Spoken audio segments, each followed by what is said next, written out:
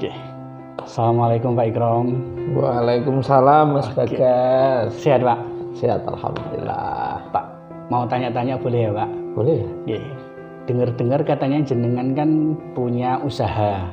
Iya. Nah, itu boleh nggak diceritain dikit usahanya jenengan tuh apa Pak? Ya, usaha saya saat ini seperti yang Mas Bagas lihat, yaitu peternakan kambing maupun peternakan sapi. Ya, peternakan kami kita kasih nama Mulia Farm. Mulia Farm. Oke. Itu sudah sejak kapan Pak? Nah, saya memulai usaha yang berbasis pada peternakan itu sejak tahun 2009. Saya masih SMA itu Pak. Oh, iya. Jadi saya dulu sebelum ke peternakan itu ada beberapa usaha yang sudah saya geluti, mulai dari pertanian dulu itu ya memasarkan melon. Oh, masarkan ya. melon. S2 itu saya itu memasarkan melon, kemudian juga usaha durian. Ya.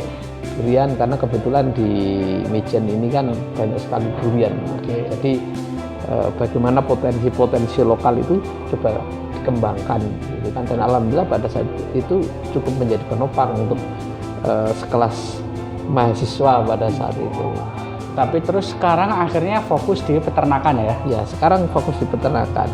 Jadi usaha itu prinsipnya, kalau saya baca di bukunya Bob Sadino itu ada sebuah teori namanya hulu ke hilir. Jadi usaha itu seperti air mengalir, ya kan? Air mengalir dari hulu ke hilir kan.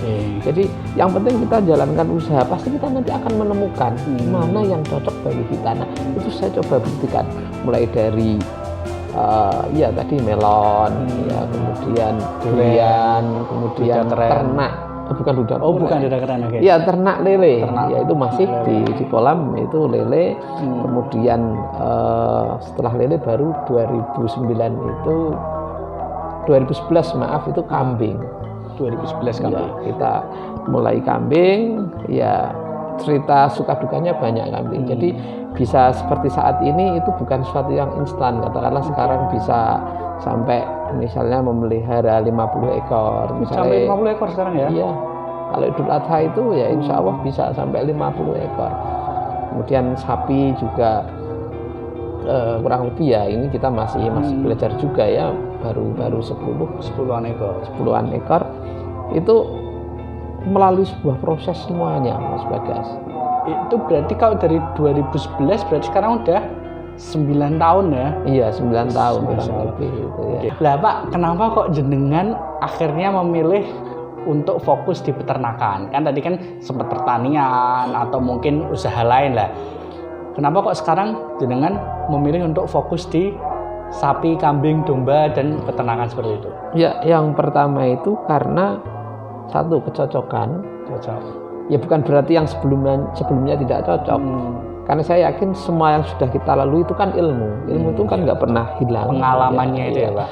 Nah, yang mungkin pada waktunya ketika kita sudah punya kekuatan modal, sudah punya kesempatan, mungkin ya akan coba saya ulang lagi, gitu kan. Tapi untuk saat ini yang paling memungkinkan, paling kita menguasai ternakan, ya saya jalani ternak dulu. Nanti kalau sudah ya berkembang, kita punya modal banyak ya. Karena sebenarnya semuanya itu kan satu terkait ya Pak ya. Tidak bisa dipisahkan gitu kan. Misalnya kita ternak kambing, ya kita nggak bisa lepas misal dari nanam rumput. Misalnya nggak bisa lepas misalnya pertanian, misalnya nanam durian tadi itu daun durian bisa untuk pakan kambing. Oh iya, untuk pakan juga. Iya kan. Jadi konsep hulu ke hilir itu coba kita pelajari. Misalnya kalau Mas Bagas melihat di ternak saya itu mungkin loh, kok unik ya, di atas kolam ada kambing gitu. Nah, ini ternyata ada hubungannya. Ikan yang selama ini sering mati karena air sudah tidak bersih seperti zaman dahulu itu, karena banyak air sabun, air limbah, ternyata dengan kotoran kambing. Alhamdulillah Oh, bisa Ikannya, menetralisir. iya, bisa menetralisir Oh, air. alah, Gitu. iya, iya. Artinya kan tidak ada sesuatu yang tidak ada kaitannya. Iya, Semuanya saling itu bisa terkait, ya. dikaitkan gitu kan. Oke Pak Ikrom. Pak Ikrom ini kan sekarang udah jadi dosen di UIN Wali Songo. Iya. Nah, kenapa kok udah jadi dosen PNS tapi masih tetap mau bersusah-susah untuk melakukan usaha? Ya, itu Mas Bagas yang banyak orang yang tanya seperti itu. Nah, saya punya pikiran begini. Di kampus kita itu mengamalkan ilmu akademik untuk mahasiswa.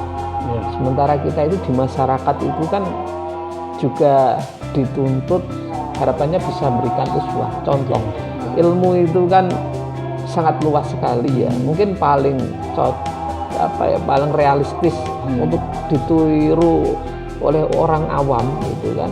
Dagang. Ya, mungkin dagang ya, Oh, dagang oke. terus Iya, beternak. Saya kira itu kita bisa memberikan pembelajaran. Iya. Orang akan belajar, "Loh, yang dosen aja itu enggak gengsi, masa Nah, yang misalnya maaf ya, pemuda-pemuda lulus SMA, lulus SMK Nggak itu keterima sudah kerja ngeluh. kayak Iya, gitu iya, kan. Nah, iya. ini saya ngambil segmen di situ. Nah, ini menurut saya itu dakwah. Iya, gitu ya, kan. betul ya. Selain juga kita bisa punya penghasilan lebih, harapannya juga untuk pengembangan ke hal-hal sosial yang lain. Misal saya membuat rumah pintar, ya kan, rumah pintar. Nah, itu sebagian besar ya Sumber dananya. ya sumber dananya kan dari situ. Coba Oh, kalau saya iya, hanya mengandalkan dosen gitu kan, ya misalnya masih awal kayak gini kan Iya, juga betul. belum bisa kan misalnya bangun seperti itu. Berarti Salah satunya ya saya harus berpikir kreatif untuk bagaimana sih kita punya penghasilan lain selain dari ya misalnya dari gaji. Oke.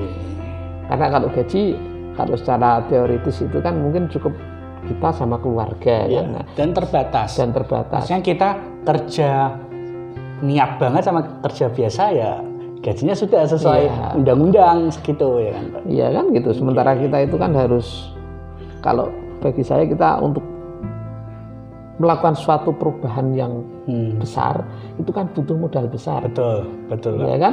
Kalau kita Bahan maaf bakarnya. iya penghasilannya sedikit cukup untuk keluarga, bagaimana bisa Menolong orang ya, lain. menolong orang Oke. lain bisa membuat suatu perubahan yang besar Iya, gitu Pak. kan. Nah, saya berpikirnya kayak gitu. Oke. Berarti memang salah satu penggerak utamanya itu adalah pengabdian ya Pak ya. Iya, Jadi pengabdian, uswah dan iya. juga niat untuk nolong orang lain. Nah sekarang Pak, mungkin di luar sana ada juga orang-orang yang sudah punya pekerjaan tetap, baik karyawan ataupun PNS ataupun di swasta segala macam lah. Pokoknya sudah kerja kantoran, sudah kerja tetap. Nah itu kalau menurut jenengan masih tetap perlu punya usaha, perlu berentrepreneur atau enggak? Dan apa alasannya Pak? Gitu ya.